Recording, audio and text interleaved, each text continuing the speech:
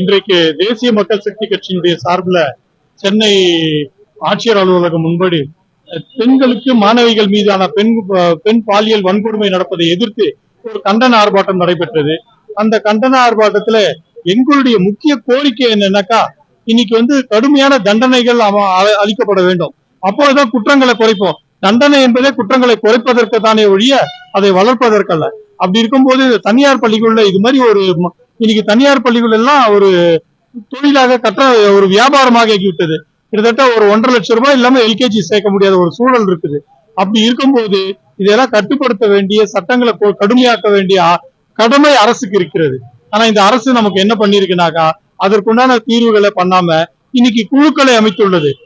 Bhuvaneswari IPS என்கின்ற ஒரு அம்மையார ஒரு தனிப்படை விசாரிப்பாங்கன்றது. கிருஷ்ணகிரி நடந்த அந்த மாணவிகள் மீதான பாலியல் வன்கொடுமைக்கு அங்க பாத்தீங்கன்னா இந்த சிவராமன் சொல்லிட்டு ஒரு நாம் தமிழர் கட்சி சேர்ந்த உறுப்பினரும் என்சிசி கேம்ப் நடத்தியிருக்காரு.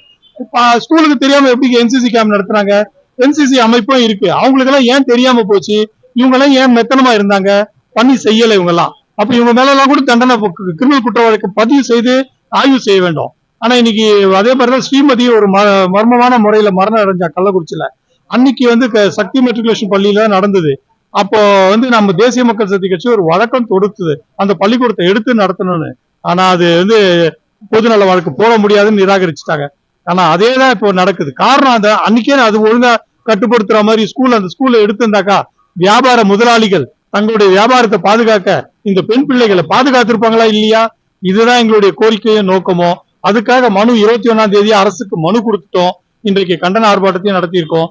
மீண்டும் அந்த ஜோதி அம்மையார், செயலாளர் அம்மையார், சமூக நலத்துறை செயலாளர் அம்மையார் இதன் மூலமாக நாங்க கேட்டுக்கிறது என்னன்னாக்கா, அரசு உடனடியாக அந்த பள்ளிக்கூடத்தை எடுத்து நடத்த வேண்டும். அப்பொழுதுதான் மற்ற பள்ளிக்கூடங்களுக்கு பயம் வரும், பெண் பிள்ளைகளை பாதுகாக்க முடியும், பெற்றோர்கள் தங்கள் பெண்களை படிக்க வைக்க பள்ளிக்கூடத்திற்கு அனுப்பி தகுந்த பாதுகாப்பாக கொடுக்க முடியும் ஒரு நம்பிக்கை ஏற்படுத்த முடியும்.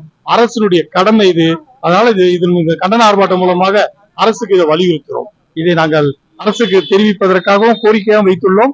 அதை உடனடியாக நடவடிக்கை எடுத்து தீர்வு காண வேண்டும் என்பதுதான் எங்களுடைய நோக்கம். எம்எல் ரவி, தேசிய மக்கள் சக்தி கட்சி.